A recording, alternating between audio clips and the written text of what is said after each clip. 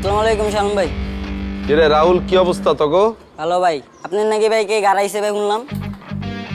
কি আপনার নাকি কে গাড়াইছে? কে কইছে তগো রেডি? এলাকায় সবাই তো জানে ভাই, আপনি নাকি লাতি সারানোর বাইরে নাকি বন মারছে। হপ, এগুলা তোর কে কইছে? আমাকে আদিও বেটা তোমার কইলটা কার হইছে? আর হাতের মধ্যে এগুলা কি খুরবুর এগুলা কি?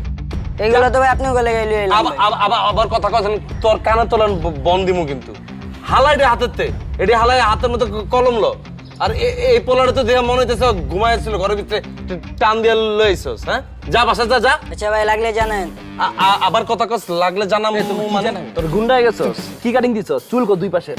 হ্যাঁ, এডি কি? এই গুন্ডা চুলকো। আরে বডি বিল্ডার। এই ঋত্বিকের পোলা। তোর আব্বার নাম কি? ঋত্বিক রোশন। বুক ঠিক কর যা। বাইরে যা। আইছে গুন্ডা হয়ে গেছে, লাগলো জানায়েন। পোলা পাইনের সামনে মান সম্মান কিচ্ছু থাকলো না। অগ কানেডি কে লাগাইছে কত? শিমুলা জয়সা। আর বেটা কয়েকদিন পরে পথ পামু। এখন যদি সেন্ট্রাল এসব কথা কানা মানে যায়, আমার মান সম্মান থাকবো, পথ পামু আমি। সবাই জানে আমি হাডিটার এলাকার। ধর বেটা, ফাফড় দিস না তো, ধর। তোর কোনো ধারণা আছে আমার সম্পর্কে?